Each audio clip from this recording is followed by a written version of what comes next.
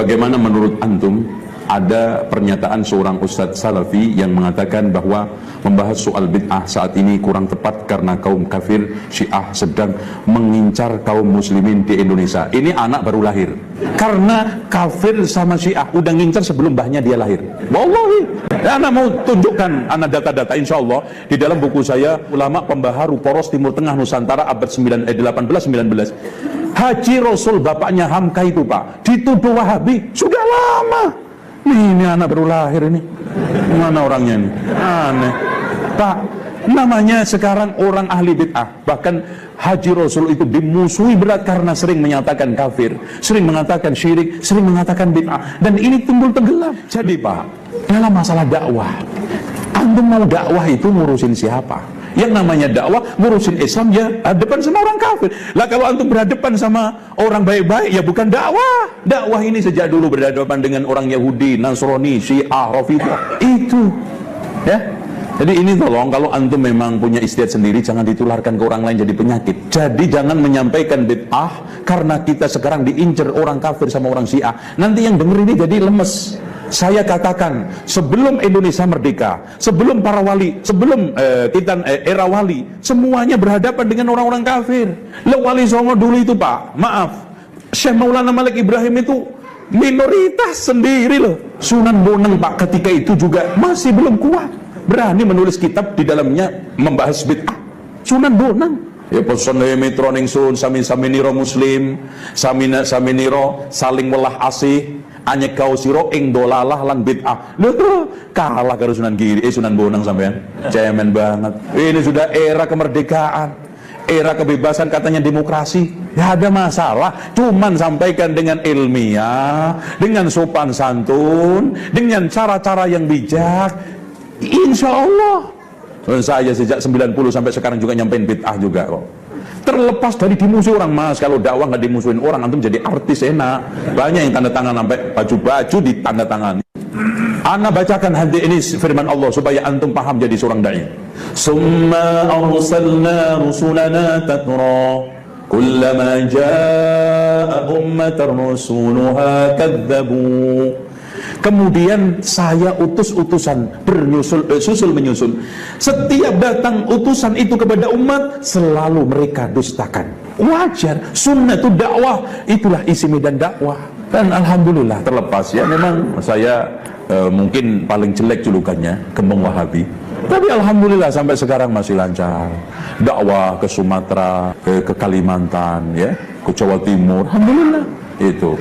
Dan teman-teman NU masih banyak kok. Ya kalau sekarang dia aneh-aneh ya ditelepon Mas. Ya sesama sopir bis kota jangan begitulah. Beda aja. Wakil wali kota Batu itu kan satu kelas dulu di Tambak Beras. Ya telepon kalau saya nggak boleh di sana tak telepon Mas. Sampai ingat nggak dengan saya? Lah gitu. Saya sudah Wahabi. Kemarin di acara alumni Akbar di Tambak Beras itu saya jadi gosipan. Oh itu ada orang NU bisa ngisi di rojak ya? Oh sudah nggak NU itu, suara NU itu tadi Wahabi. Alhamdulillah tahu kan. Jadi katanya ada lulusan Tambak Beras kok iso yo ngisi dok tambak ini rojak. Ya. Jadi kita jalani hidup ini. Nah intinya hadepin jangan hindari, kerjai jangan dipikiri. Dakwah antum pikirin toh, ya nggak jalan. Antum hindari kapan antum sekarang ini mendapatkan pengalaman di dakwah? Tentang masalah nggak boleh di sini, nggak boleh di sini. Mas, Nabi itu diusir-usir dan watak daripada dakwah. Saya juga. Saya mau diusir di masjid ini nggak ada masalah. Saya dakwah di mana aja mau. Dakwah di kuburan siap, dakwah di rel kereta siap. Yang penting di syuting. Bismillah ya. Jadi jangan sekarang lemas. Yang penting saya kasih faqula lahu qawlan layyina la'allahu yatadhakkaru aw yakhsha. Ucapan dengan ucapan yang lemah lembut, mudah-mudahan dia sadar. Yang penting sopan santun, ilmiah, dan kita tidak menghujat, kita tidak mencela satu orang pun kok. Kita tidak sekarang mengatakan ini ngatain enggak. Kita sampaikan maulid. Loh enggak setuju maulid bid'ah. Itulah alasannya Mas. Mosok sih Rasulullah itu ada kebaikan kalau maulid itu bid'ah? Rasulullah nggak tahu. Kalau Rasulullah nggak tahu, Rasulullah tahu sih tahu, tapi nggak suka. Mosok mungkin Rasulullah nggak suka kebaikan? Rasulullah tahu sih tahu, nggak suka juga enggak, tapi males. Lu mosok ada kebaikan maulid seperti itu Rasulullah males sehingga Rasulullah nggak sempet. Nggak sempet. Rasulullah dulu sibuk terus mas mau maulidan itu nggak jadi-jadi. Aneh. Wah, Rasulullah itu sebetulnya dulu mau tahlilan pak, tapi nggak sempet. Aneh.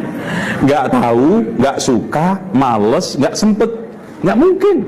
Terakhir yang kelima, Rasulullah SAW ada penghalang untuk melakukan maulidan. Penghalangnya apa?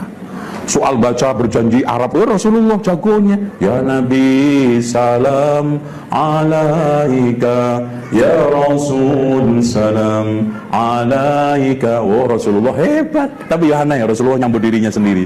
Ya Nabi salam. Ya aneh. Ini ya betul. Nek Rasulullah maulidan kok jadi aneh. Rasulullah nyambut dirinya sendiri, ya Nabi salam, gitu kan.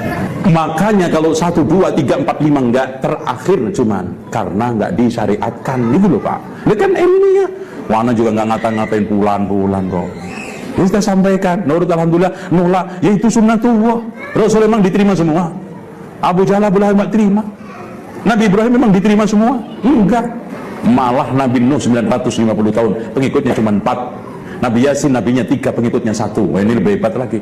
Alhamdulillah loh Pak, zaman Syekh Maulana Malik Ibrahim datang ke Jawa, nge-Gresik dulu, memang langsung tabligh akbar. Masjid Sopo. Jadi kita sekarang alhamdulillah ke Sidoarjo tabligh akbar, ke Surabaya masjid siap. Loh kok ada dai cemen banget, udah dijagai polisi, sudah ikhwan panitia siap. Dainya cemen, jangan ngomongi bid'ah. Udah mas antum jamaah di kambing kanan kiri itu pasang kuda-kuda, pasang badan, antum cemen juga. Ayo, bukan masalah sekarang sok-sokan, bukan nantang-nantangan, sampaikan Islam apa adanya. Rasulullah kan mengatakan siapa yang menyembuhkan ilmu di kendali, antum nggak takut sebagai seorang dai. Aljamahullahu ta'ala bilijamin minan nar, Allah akan kendalikan. Dan istilah kufur, syirik, bid'ah itu istilah barokah.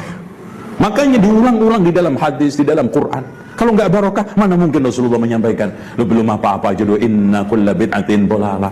Nah itu, kalau kita anti itu, lah doh, ini Wahabi. Kok tahu Pak? Tuh khutbahnya. Pertama aja sudah bid'ah. Belum apa-apa mas, udah bid'ah yang dibahas. Kalau antum mundur, diteror mundur, entek sampai habis. Wallah habis. Itu yang mereka inginkan.